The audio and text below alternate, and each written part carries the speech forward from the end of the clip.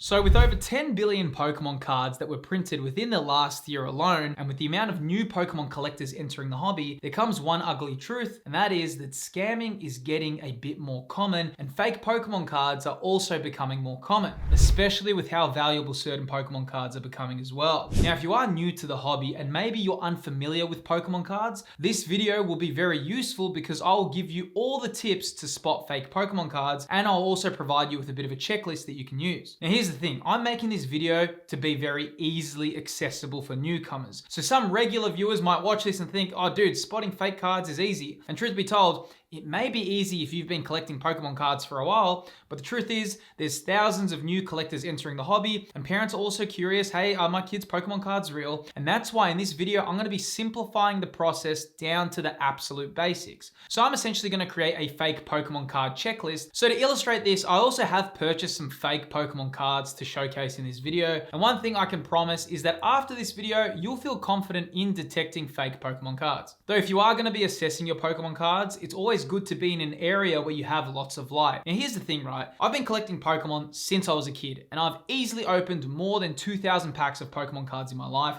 and I've purchased a lot of cards online. Now, while spotting cards is something you want to get good at, there are also useful pro tips that help with avoiding getting yourself in these situations in the first place. So pro tip number one, when engaging with sellers, if a deal is too good to be true, think twice before buying it. I'm all for getting a good deal, but unless there's a very specific circumstance for the reason of such a low price, don't fall into the trap of wanting something to be true because it's a good deal. The reality is, if you're gonna buy a top chase card, you usually need to pay market value to get it, especially with how in demand Pokemon cards are at the moment. Right now, people aren't gonna be giving away their chase cards, so you always wanna do a double take and just question everything if it's a very good deal. Now, pro tip number two, consider paying slightly above market value to reputable sellers as a form of insurance. You're not just buying the product, you're buying peace of mind when you do this. So if I am buying a top chase card, okay, I personally am always okay with paying slightly over market value if it's from a very reputable seller, because reputable sellers have a business and their integrity to protect. So this ensures when I'm doing these higher end deals and purchasing a card that's worth a lot of money, I'm getting peace of mind for my purchase. But here's the thing, I've bought a lot of top chase cards, and when I'm buying them, I am very comfortable paying over market value, especially if it's a reputable seller.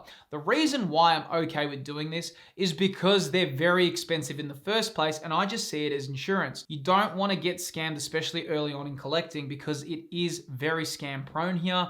It's unfortunately just the way Pokemon cards are at the moment. Though, let's get into the first key rule in detecting fake Pokemon cards, which is the light test. Now, the reason why this test is so effective is because real Pokemon cards have a black-blue layer inside the card, which I will show you what that looks like in a moment, and fake cards do not have this because they're obviously not printed with the same level of detail, so this is one of the first tests you can do. Now, I want to cover one of the easiest ways to tell if a card is fake or not, and you need a flashlight, torch, whatever you call it. When you are on a fake Pokemon card, if you put the light through it, you'll see that the light goes through the card. Literally every fake card has this where you can kind of see the light coming through. Though here I have a legitimate Beldum, and you can see when I put that through, no light comes through. You can see when I turn it around as well, no light is coming through. And that is right on it. See the fake one, the light comes through, the real card does not come through. Now also, I just want to say, if you have been enjoying the video and found it useful, please feel free to subscribe to the channel. My name's Phil, and I cover a lot of topics relating to Pokemon cards and Pokemon collectibles. I'd love to have you on board the journey. So moving on to the second area to look out for is assessing the holo pattern and foil effects. So one of the easiest ways to spot fake Pokemon cards is that fake cards tend to have a very strong rainbow reflective surface when moving around underneath light. And once you notice this, it becomes very easy to spot, and you'll become quite skilled at noticing this. Now, honestly, on quick glance, I know everyone kind of memes it, especially if you are experienced in collecting. You're going to look at this and be like, dude, I can tell straight away. But of course, if you're new and, if you collect another TCG, you need to know for the things to look out for. And a lot of people that just enter the hobby, they won't know what to look out for. As you can see, this reflective kind of rainbow-like gloss that's appearing as I tilt that left and right. Real Pokemon cards don't have it, and it becomes a very telltale sign if you look at it. If the gloss or the rainbow looks more powerful than the card, you know it is a fake. You can see with this legitimate Lucario promo, it doesn't have that gloss as it goes. It kind of feels more blended in the card. When you put these next to each other, it becomes really obvious. It doesn't have that rainbow reflective surface. Now, the next step to look out for is card texture. So card texture is something that is very prevalent for modern Pokemon cards, and some of the top chase cards have texture, and this is incredibly difficult to mimic. Now, not every rare card has texture, but usually if a Pokemon card is worth creating a good counterfeit for, it will likely be a top chase card, and top chase cards will also have texture on the artwork. Though something to note about this, there actually has been an increase in textured artworks for major chase cards, such as Moonbryon and even Bubble Mew. So don't think just because a card is textured that it automatically means it's safe. However, the good news is no fake can properly replicate Pokemon's printing texture. You can see with like a special illustration rare, this is a Miriam, this is a legitimate card. You can see there the texture of the card as you go under a light source. You can see that it has this small texture around the card.